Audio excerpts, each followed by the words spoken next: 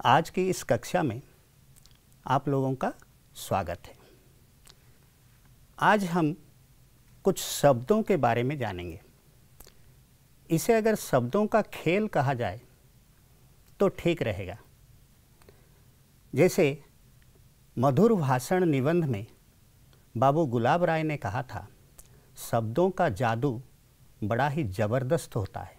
ऐसे हिंदी में शब्दों की संख्या बहुत अधिक है। 7.5 लाख शब्द हैं हिंदी भाषा में। इसमें तत्सम शब्द हैं जो कि संस्कृत से आए हैं, तद्भव शब्द उसमें से जो निकले हैं तद्भव शब्द हैं, देशज शब्द हैं और बहुत सारे विदेशी शब्द भी हैं। शब्द रचना के बारे में बताएं तो इसमें आते हैं संधि, समास, प्रत्यय और उपसर्ग। आज हम इस उपसर्ग के बारे में चर्चा करेंगे। तो उपसर्ग किसे कहा जाता है, उपसर्ग किसे कहा जाता है, इसे जानने से पहले ये कुछ वाक्य दिए गए हैं, इस पर नज़र डालें।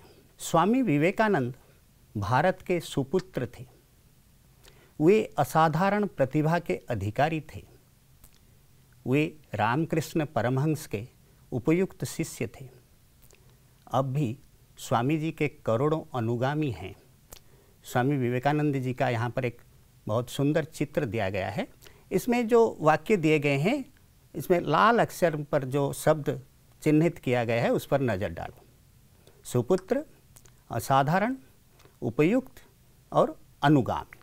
यहाँ पर देखो जो शब्दांश लगा हुआ है, सु, अ, उप और अनु। इसका मूल शब्द है पुत्र। सु, पुत्र मिलाकर वो नया शब्द जो बना है वो है सुपुत्र, जिसका अर्थ है सपूत, अच्छा बेटा। शब्दांश है अ, इसके साथ लगा हुआ है साधारण। जो नया शब्द बना है वो हुआ असाधारण। असाधारण का अर्थ है विशेष या विशिष्ट। शब्दांश है उप, मूल शब्द है युक्त। उप के साथ युक्त जब मिलता है तो हो जाता है उपयुक्त, इसका अर्थ है योग्य। शब्दांश है अनु, मूल शब्द है अनुगामी, मूल शब्द है गामी, ये हुआ अनुगामी, इसका अर्थ है अनुयायी। स्वामी विवेकानंद के करोड़ों अनुयायी हैं। यहाँ पर हम क्या जान पाए, भाषा में नए शब्दों का निर्माण करने के लिए शब्द के पहले जो शब्दांश जोड़े जाते हैं उन्हें उपसर्ग कहते हैं। उपसर्ग के कारण शब्द का अर्थ बदल जाता है और उसका एक नया अर्थ मिलता है। जैसे यहाँ पर शब्द है हार। हार का अर्थ है पराजय और हार का अर्थ है माला।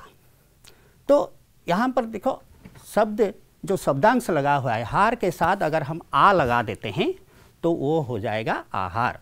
इसका अर्थ है भोजन या खाना। फिर हार के सामने अगर शब्दांश हम लगा देंगे प्र, तो ये हो जाएगा प्रहार। प्रहार का मतलब है मार या आघात। फिर हम सम शब्दांश लगाएंगे हार के साथ, वो हो जाएगा संहार, या संहार का अर्थ है नाश या विनाश। वी उपसर्ग लगाएंगे तो बी शब्दांश लगाएंगे तो ये हो जाएगा विहार। भ्रमण, इसका अर्थ है भ्रमण या सैर। उप शब्दांश लगा देंगे हार के साथ, वो हो जाएगा उपहार, इसका मतलब है भेंट या सौगात। फिर परि शब्दांश अगर लगाते हैं हार के साथ, वो हो जाएगा परिहार। परिहार का मतलब है त्याग या निराकरण। फिर और एक शब्द देखते हैं, यह शब्द है फल। फल का मतलब है जो पेड़ में जो फल फलते हैं, जिसे मनुष्य, सभी मनुष्य पशु पक्षी खाते हैं, तो वह फल है। तो इसका और एक अर्थ है परिणाम। तो फल के सामने अगर वी शब्दांश लगाते हैं तो वो होता है विफल, अर्थात नाकाम। प्रति लगा देते हैं तो वो हो जाएगा प्रतिफल, इसका मतलब है परिणाम। फल के सामने अगर सु लगा देते हैं तो वो होता है सुफल, अर्थात अच्छा नतीजा। निस अगर लगाते हैं तो वो हो जाता है निष्फल, जिसका मतलब है बेकार। तो इसका अर्थ क्या है, इसके जो शब्द के सामने जो हम शब्दांश लगाते हैं उसे उपसर्ग कहते हैं। उपसर्ग 3 प्रकार के होते हैं। हिंदी में उपसर्ग 3 प्रकार के होते हैं, जैसे संस्कृत के उपसर्ग, हिंदी के उपसर्ग, उर्दू के उपसर्ग, उर्दू के उपसर्ग का अर्थ है अरबी फारसी के उपसर्ग। यहाँ पर कहना उचित है कि संस्कृत भाषा से जो शब्द हमारे यहाँ आते हैं, जो बहुत सारे उपसर्ग का भी संस्कृत से आ जाए, 22 उपसर्ग ऐसे हैं, तो इसके वह संस्कृत के उपसर्ग वो सब हिंदी भाषा में प्रयुक्त होते हैं। हिंदी के अपने उपसर्ग भी हैं और इसके अलावा जो अरबी फारसी के उपसर्ग जो उर्दू भाषा से हिंदी में आए हैं तो वो विदेशी शब्द हैं, तो ये भी उर्दू के उपसर्ग भी हिंदी में प्रयुक्त होते हैं। यहाँ पर देखिए महर्षि पाणिनि जो विश्व के सर्वप्रथम व्याकरण ग्रंथ के प्रणेता हैं। महर्षि पाणिनि ने अष्टाध्यायी नामक ग्रंथ की रचना की थी। जो अष्टाध्यायी ग्रंथ है वो विश्व का किसी भी भाषा के, विश्व के किसी भी भाषा के सर्वप्रथम व्याकरण ग्रंथ है। व्याकरण का अर्थ जो भाषा का जो नियम बनाया जाता है, भाषा के जो नियम के बंधन में बंधा जाता है उसे व्याकरण कहते हैं। तो महर्षि पाणिनि ने सर्वप्रथम व्याकरण ग्रंथ की रचना की थी और उन्होंने संस्कृत में 20 उपसर्ग का उल्लेख उसमें किया था। बाद में उसमें और 2 उपसर्ग जोड़े गए हैं, 2 या 3 उपसर्ग जोड़े गए हैं, तो इनकी संख्या 22-23 हो जाती है। तो हिंदी में भी इसी प्रकार 12-13 उपसर्ग हैं और उर्दू के भी जो हिंदी में प्रयुक्त जो शब्द होते हैं उनमें भी 12-13 उपसर्ग हैं। उनकी चर्चा आज हम करेंगे। यहाँ पर उपसर्ग का अर्थ भी बता देना जरूरी है, क्योंकि उपसर्ग किसे कहते हैं, जो शब्दांश शब्द के पहले लगते हैं और इसके लगने के कारण शब्द का अर्थ बदल जाता है। कभी कभी तो शब्द के अर्थ में बहुत बदलाव आ जाता है, उससे उपसर्ग कहते हैं। यहाँ पर हिंदी में संस्कृत के उपसर्ग प्रयुक्त होते हैं, हिंदी के भी अपने उपसर्ग हैं और उर्दू के उपसर्ग हैं जो कि अरबी फारसी उपसर्ग हैं। तो संस्कृत के जो उपसर्ग हैं, देखिए यहाँ पर 4 उपसर्गों का उदाहरण दिए गए हैं। अति, अति एक उपसर्ग है जो बढ़ोतरी के रूप अर्थ में प्रयुक्त होते हैं। अतिशय, अतिरिक्त, अतिक्रम, अत्यधिक, अति, अधिक, अत्यधिक, अत्यंत, अति, अंत, अत्यंत। तो इस प्रकार और है अधि उपसर्ग, अधिपति, अधिपति जो राजा को कहा जाता है, राजा महाराजा को। अधिकार, अधिकार है अधिकृत, किसी को किसी की जमीन अधिकृत कर लेना, किसी का राज्य अधिकृत कर लेना, तो ये अधि उपसर्ग है। अध्यक्ष, अधि अक्ष, अध्यक्ष, अक्ष का मतलब है केंद्र। अध्यादेश, अधि आदेश, अध्यादेश, तो ये अधि उपसर्ग है। यहाँ पर देखो बच्चों, तो ये जो अति उपसर्ग है तो यहाँ पर जो अत्यधिक, अत्यंत, ये थोड़ा परिवर्तन, तब नहीं तो उपसर्ग इसी जोड़ा, तो ये संधि से अलग है। संधि में क्या होता है कि जो 2 शब्द जब जुड़ते हैं तो उसके जो पहले शब्द का अंतिम वर्ण दूसरे शब्द के प्रथम वर्ण के साथ जुड़ जाता है, पूरी तरह जुड़ जाता है। लेकिन ये जो जुड़ता है ये अलग, माने पूरा जुड़ता नहीं, कुछ उपसर्ग को छोड़कर। जैसे अति, अति में अतिशय, अतिशय इसमें वैसे ही जुड़ गया है, लेकिन अत्यधिक इसमें वो संयुक्त अक्षर बन गया है। अत्यंत में भी संयुक्त अक्षर बन गया। अधि, अधिपति, अधिकार, ऐसे ही जुड़ा है। लेकिन अध्यक्ष, अध्यादेश, इसमें क्या होता है कि यो संयुक्त अक्षर बन जाता है। अधि अक्ष, अध्यक्ष, अध्यादेश। उसी प्रकार अध्ययन भी हम कह सकते हैं। फिर अनु उपसर्ग, अनुताप, अनुचर, ये एकदम सरल है।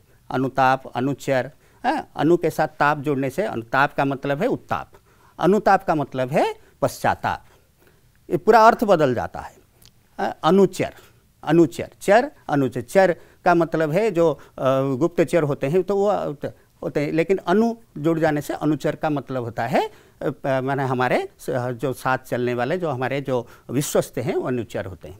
अनुकूल, अनुरूप, अनुशासन, तो इसी प्रकार अनु उपसर्ग के साथ जो शासन जोड़ने से अनुशासन होता है, अनुरूप होता है, रूप के साथ अनु उपसर्ग जोड़ने से यह अनुरूप होता है। अप उपसर्ग देखिए, अप, अपकार, उपकार का विपरीत अर्थ है, अप लगा देने से उसका विपरीत अर्थ बन जाता है।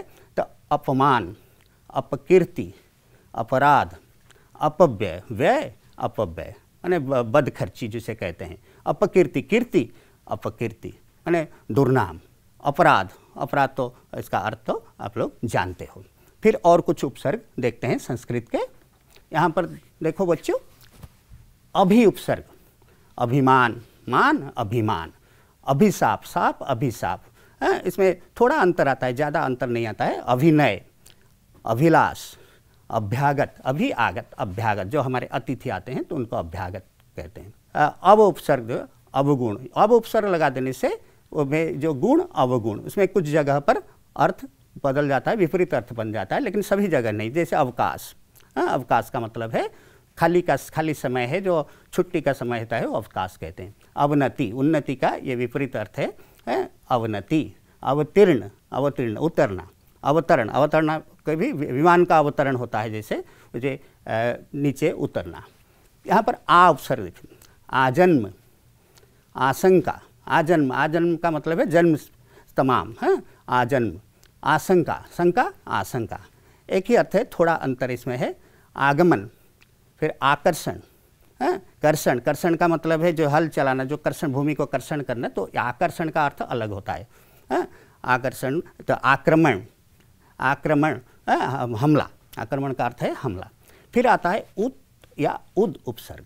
उत जिसमें जुड़ा है उत्तम, उत्कर्ष, उत्तम तो अच्छा, उसका अर्थ है इसका उत्कर्ष, उत युक्त कर्ष, उत्कर्ष, उत्कर्ष माने बहुत ही अच्छा। उन्नति, उत युक्त नति, उन्नति, तरक्की जिसे कहते हैं।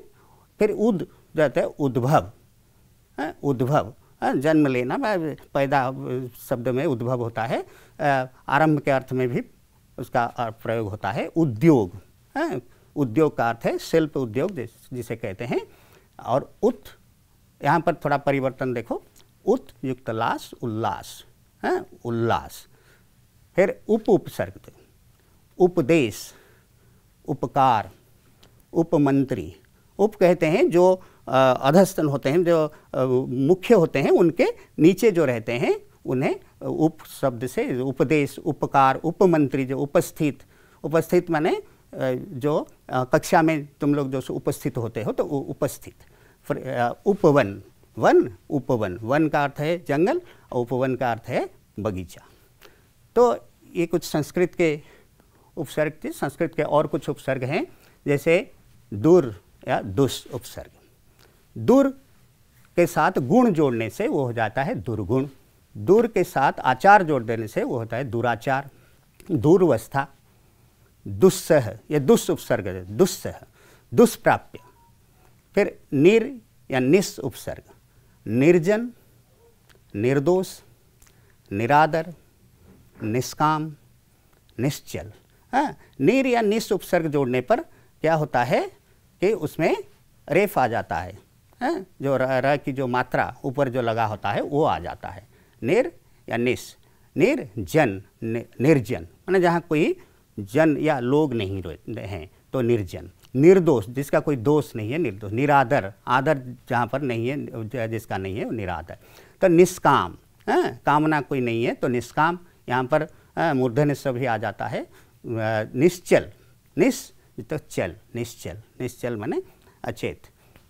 प्र उपसर्ग से में होता है प्रणाम, प्रबंध, प्रशांति, प्रगति, प्रयोग। योग, योग के साथ प्र उपसर्ग, प्रयोग, योग का अर्थ अलग होता है, प्रयोग का अर्थ अलग होता है। प्रगति, गति, प्रगति, प्रगति का मतलब है तरक्की या उन्नति। शांति, प्रशांति। प्रबंध, प्रबंध हिंदी में उसका अर्थ होता है व्यवस्था, उड़िया में उसका अर्थ है जो निबंध होता है, हिंदी में निबंध कहते हैं, तो इसका प्रबंध का अर्थ है व्यवस्था। और एक उपसर्ग है पराजय। पराजय उपसर्ग है परा, परा जो है जो होता है तो उसके साथ जो है पराजय, पराभव, परामर्श, पराक्रम। तो इस प्रकार जो परा उपसर्ग के साथ ये जय जोड़ा जाता है, पराजय, जय पराजय, उसका उल्टा अर्थ हो जाएगा। पराभव, पराभव का अर्थ भी पराजय होता है। परामर्श, सलाह। पराक्रम, पराक्रम माने वीरता। सु उपसर्ग, सु जैसे सुकर्म, सुगम, सुदूर, सुगंध, सुशिक्षित, शिक्षित, सुशिक्षित माने बहुत उच्च शिक्षित, जैसे वो सुशिक्षित कहा जाता है। सुगंध, इसका जो दू भी हो सकता है, दू उपसर्ग होता है। दुष्कर्म, दुर्गम, दुर्गंध, ऐसे हो सकता है। दूर उपसर्ग, जैसे दूर उपसर्ग के बारे में ऊपर लिखा गया है, और दूर उपसर्ग होता है। सु का विपरीत जो संस्कृत का उपसर्ग है दूर उपसर्ग होता है। फिर ये जो संस्कृत के कुछ और उपसर्ग हैं, जैसे नी उपसर्ग, निमग्न, निबंध, बंध के साथ निबंध, मग्न के साथ नि उपसर्ग, निमग्न, निपात, पात निपात, निदर्शन। फिर सम उपसर्ग, जब सम उपसर्ग आता है तो वो अनुस्वार में बदल जाता है। संहार, संकीर्ण, संयम, संयोग, योग संयोग। फिर आता है परि उपसर्ग, परिपूर्ण, पूर्ण, परिपूर्ण माने संपूर्ण रूप से भरा हुआ। परिश्रम, श्रम परिश्रम, मेहनत। वार, परिवार, परिपाक। फिर आता है प्रति उपसर्ग, प्रतिकूल, प्रतिदिन, प्रतिबिंब, जो परछाई होती है उसे प्रतिबिंब कहते हैं। प्रतिकूल, प्रतिकूल जो असर होता है, प्रतिकूल। अनुकूल, अनुकूल का विपरीत है प्रतिकूल। प्रतिदिन, हर रोज, प्रत्येक। फिर आता है वि उपसर्ग, विख्यात, विफल, विवाद, विसंगति। विख्यात, ख्यात, विख्यात, फल, विफल, विवाद, वाद, विवाद, विसंगति। तो इस प्रकार ये उपसर्ग आ जाते हैं। बच्चों, अभी अभी हमने संस्कृत के उपसर्ग के बारे में चर्चा की और अब चर्चा करेंगे हिंदी के उपसर्ग पर। हिंदी में ऐसे 12-13 उपसर्ग हैं। उपसर्ग का अर्थ तो मैंने बताया था कि उपसर्ग भी ऐसे देखा है तो उपसर्ग भी एक प्रकार का उपसर्ग है, इसमें उप उपसर्ग लगा है, उपसर्ग। तो ये एक शब्दांश होता है जो शब्द के साथ, शब्द के पहले जुड़ने पर शब्द का अर्थ बदल देता है, शब्द के अर्थ को बदल देता है। अंग्रेजी में इसे प्रीफिक्स कहते हैं। जैसे देखिए हिंदी के जो उपसर्ग हैं, अ उपसर्ग, अ अलग, अथाह, अचेत, अटल, अमोल, अकारण, कारण, अकारण, मोल, अमोल, जिसका कोई मूल्य नहीं है, बहुत मूल्यवान है। अटल, अटल, चेत, अचेत, इसका उल्टा अर्थ हो जाता है। था, अथाह, अथाह माने बहुत गंभीर। अलग, अलग, लगना, अलग हो जाना। फिर अध उपसर्ग, अध खिला, अध मरा, अध जला, अध पका। अध का मतलब है आधा, आधा फूल, अध खिला फूल माने जो फूल आधा खिला हुआ है। मरा, अध मरा, जला, अध जला, पका, अध पका। फिर अन उपसर्ग, अनजान, अनपढ़, अनकही, अनहोनी, अनमना। जैसे तुम लोग पढ़ाई में अनमना मत होना। अनहोनी, होनी, अनहोनी। कही, अनकही, जो बात कही नहीं जा सकती। पढ़, अनपढ़। जो पढ़ाई करते हैं तो वो होते हैं, तो जो पढ़ाई नहीं करते वो अनपढ़ होते हैं। जान, अनजान, अनजान आदमी को, अनजान आदमी पर भरोसा मत करो। तो 29, उन माने एक कम, 30, 29, 40, 39, 50 उससे एक कम 49, 60 उससे एक कम 59।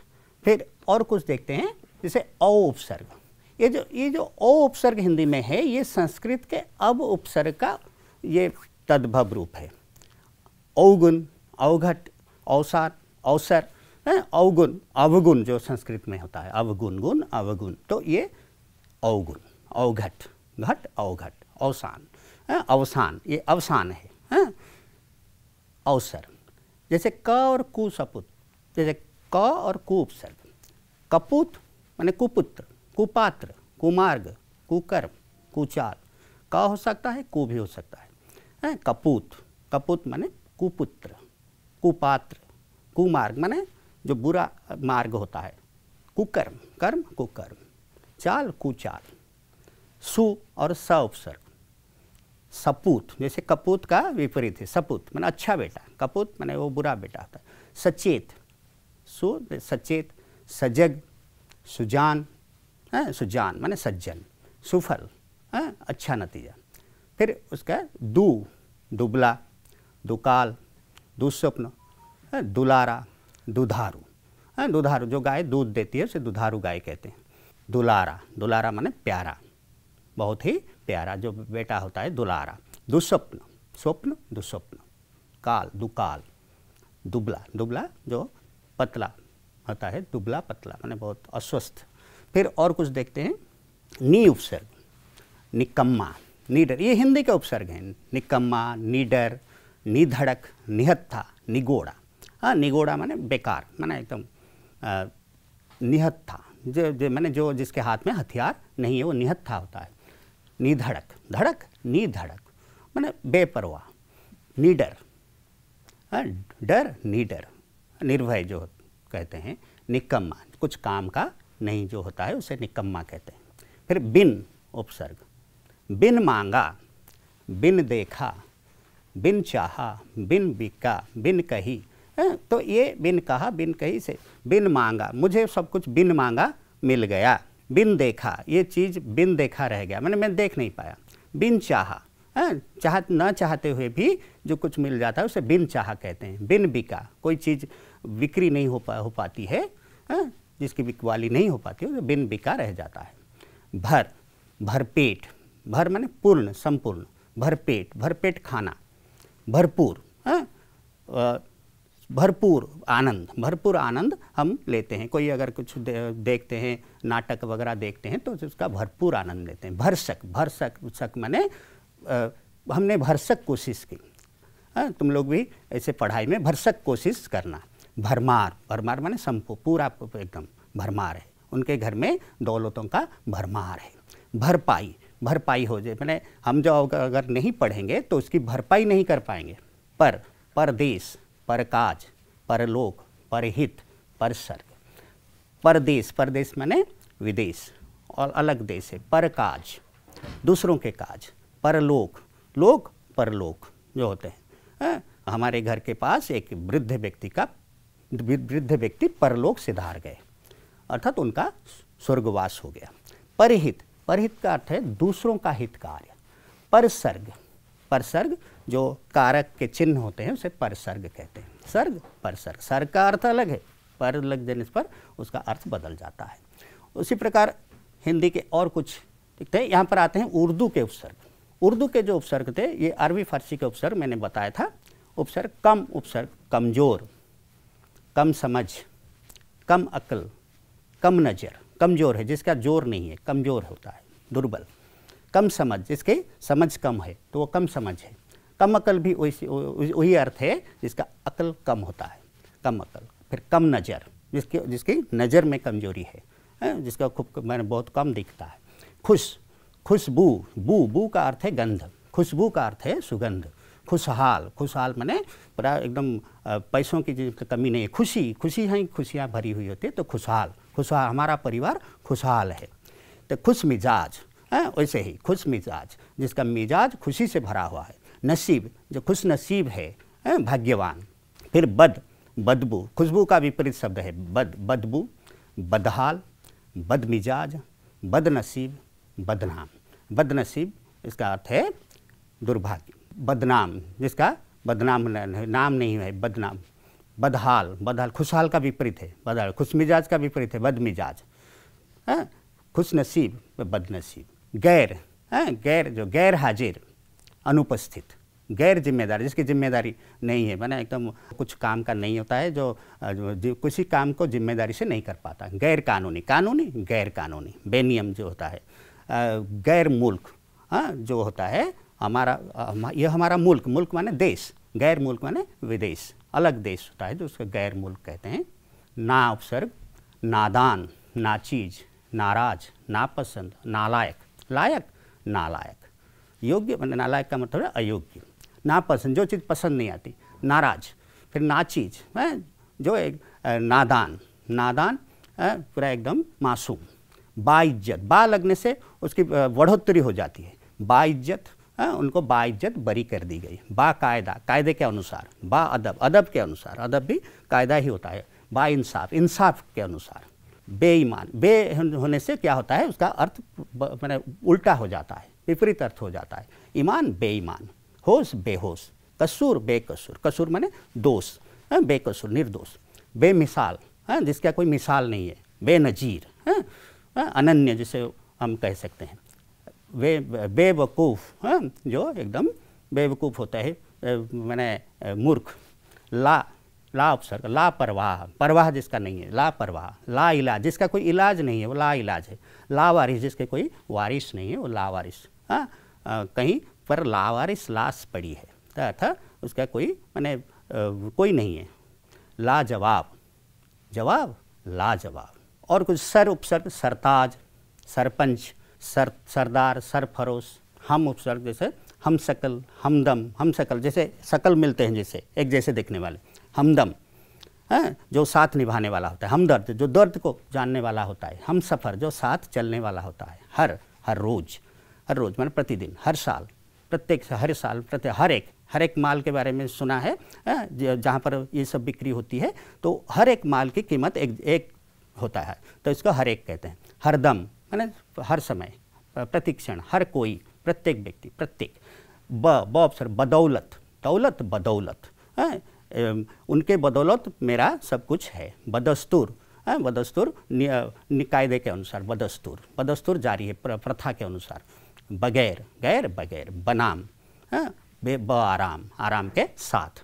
बनाम का अर्थ है विरुद्ध। तो अभ्यास जो करेंगे तो उपसर्ग का पहचानना, मूल शब्दों को पहचानना है। तो अतिक्रम में उपसर्ग है अति उपसर्ग।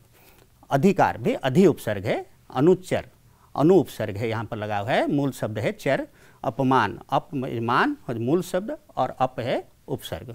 अभिशाप, अभि उपसर्ग लगा हुआ है, साप के साथ लगा हुआ है मूल शब्द। अवकाश, अब उपसर्ग लगा है। फिर आशंका, यहाँ पर आ उपसर्ग लगा है। उपदेश, उप उपसर्ग लगा है। उपस्थित, उप उपसर्ग लगा है। प्रगति, प्र उपसर्ग लगा है। पराक्रम, यहाँ परा उपसर्ग है। सु, यहाँ पर सु उपसर्ग है, सुकर्म। निमग्न, नि उपसर्ग लगा है। जैसे अध्यक्ष, इसे अभ्यास उपसर्ग को अलग करेंगे। यहाँ पर अध्यक्ष अधि उपसर्ग है। अध्यादेश, यहाँ पर मैंने कहा था जो अधि उपसर्ग आता है तो इसमें जो जुड़ जाता है संयुक्त अक्षर बन जाता है। अध्यक्ष, अध्यादेश, अध्ययन। फिर उत या उद उपसर्ग में भी इन उपसर्गों को पहचानना जरूरी है, क्योंकि बाकी उपसर्ग इतना मुश्किल नहीं है जितना कि ये जो अधि, उत, उद, दूर, दोष और निर, निस है। जैसे उत लास, उल्लास। उद योग, उद्योग। दुर्गुण, दुर उपसर्ग, दुर्गुण, दुर्नाम। दुष् उपसर्ग, दुस्सह। तब निर उपसर्ग, निर्दोष, निर्जन, निष्काम, निश्चल। ये निर, निस उपसर्ग। बच्चों इन उपसर्गों जो अधि, उत, उद, दूर, दोष, ये सब संस्कृत के उपसर्ग हैं। इसी में थोड़ा मुश्किल आती है, तो इसको थोड़ा नज़र डालने से बाकी उपसर्ग ठीक हो जाते हैं। ऐसे किताबों में जो सब उपसर्ग दिए गए हैं उनको अच्छी तरह से पढ़ लेना और अपनी कॉपियों में लिख लेना। आज की कक्षा यहीं तक है। धन्यवाद।